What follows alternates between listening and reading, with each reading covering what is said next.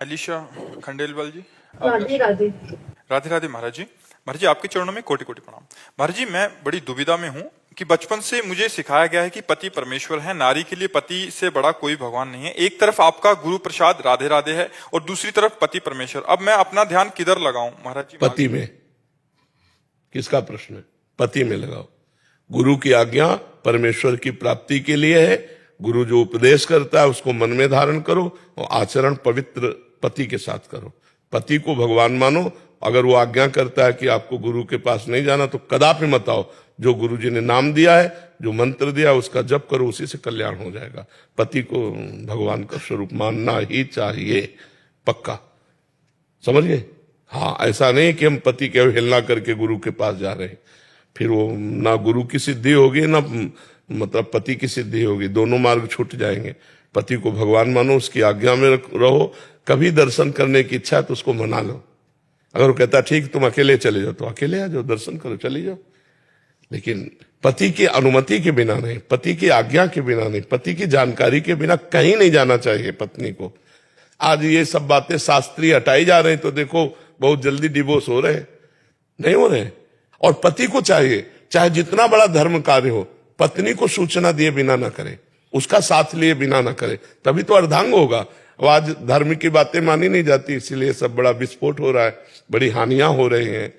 अब तो क्या मतलब क्या कहा जाए, बहुत विचित्र खेल है कि अब लो नसानी अब ना नस, अब जो कुछ हुआ हुआ, अब हमारा पति हमारे लिए सर्वस्व है, ऐसा मान ले।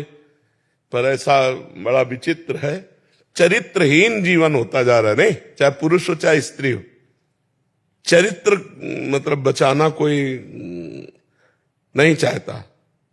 हमको बार बार वो बात याद आती है, धन गया तो कुछ नहीं गया, स्वास्थ्य गया तो कुछ गया, और चरित्र गया तो सब कुछ गया, है नहीं? और आज का समय क्या है, चरित्र का कोई महत्व नहीं रह गया। नहीं महाराज जी, ऐसा नहीं है। आजकल आपका बहुत भोकाल है। क्या है? आपका बहुत भोकाल है महाराज जी, ऐसा अब बदल गया है महाराज जी। अच्छा, हाँ, भगवान की कृपा, भारतवासी हमें प्यार करते हैं तो हमारी बात, अपनी बाप की बात नहीं बोलते, हमारी क्यों बोलेंगे? पर वो हमें प्यार करते हैं, भारतवासी हमें अपना मानते हैं और हमें प्यार करते हैं, इसलिए हमारी बात मानते हैं। है ना, दूरदर्शन ना करिए। अब तो पत्नी की तरफ भी दूरदर्शन नहीं होता महाराज जी। अगर बच्चों को डांटते हैं तो आपके नाम से हमें डांट देते हैं कि बाबा आपको दंड दे देंगे। यही भगवान की कृपा है तो भारतवासी प्यार करते हैं, हमारी बात मानते हैं। नहीं, नए नए बच्चे अपने पिता की बात नहीं मानते, हमारी क्यों मानेंगे? प्राची जी आगरा से। राधे राधे। महाराज जी राधे राधे। महाराज जी विद्यार्थी के जीवन का लक्ष्य क्या होना चाहिए? भगवत प्राप्ति या उसके जीवन का लक्ष्य? भगवान के साथ जीवन का लक्ष्य पुष्ट करें। हम विद्यार्थियों को कहते हैं कि जो तुम्हारा खाली समय है उसमें तुम राधा राधा जपो, और जब पढ़ाई का समय है तो बिल्कुल तुम अपनी पढ़ाई में एकाग्रता रखो। जैसे आप कितने घंटे पढ़ सकते हो? 4 घंटे, 6 घंटे, 8 घंटे।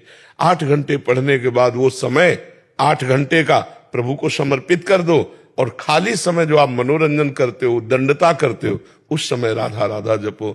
उस समय सत्य शास्त्रों का स्वाध्याय करो, उस समय 30 मिनट सत्संग सुन लो, तो आपके लक्ष्य की जो उन्नति होनी है उसमें आप बढ़ जाओगे। आपकी विचार शक्ति पवित्र होगी, आप नशा रहित रहेंगे, आप व्यभिचार रहित रहेंगे, तो आप एक अच्छे भारतीय नागरिक और एक बहुत अच्छे जिस डिपार्टमेंट में जाएंगे ये आपकी एक गरिमा होगी, आपकी एक महिमा होगी। जो घूसखोर है, व्यभिचारी है, नशेबाज है, वो किसी भी पद में चला जाए, वो हमारे भारत में किसी का सहयोग नहीं कर पाएगा। घूसखोर क्या सहयोग कर पाएगा? वो तो गंदे आदमी से पैसा लेके अच्छे आदमी को दंड देगा और गंदे आदमी को छोड़ देगा। जो नशेबाज है उसे पैसा चाहिए, वो कैसे भी पैसा मिले। जो व्यभिचारी है उसे पैसा चाहिए। तो हमें लगता है अगर आप अध्यात्म से जुड़कर चलेंगे तो आप इन दोषों का त्याग करेंगे, तो आप अगर छोटे भी पद में होंगे तो हजारों लोगों का आप भला कर देंगे, हजारों लोगों का हित कर देंगे। अच्छा आदमी जहां भी बैठता है वो अच्छाई ही प्रकाशित करता है, बुरा आदमी कहीं भी बैठे वो बुराई ही प्रकाशित करेगा। तो विद्यार्थी का लक्ष्य भारत के किसी न किसी पद पे होगा, डॉक्टर, मास्टर, कुछ भी बनेगा, तो उसको अध्यात्म से जुड़ना चाहिए। अध्यात्म से जुड़ेगा तो जो भी बनेगा वो बहुत अच्छा बनेगा, एक सुशील, एक सज्जन, एक गंभीर। अब आजकल के मास्टरों में यह भी दोष देखा जाता है कि अपने बच्चों की शोषण वृत्ति पाई गई।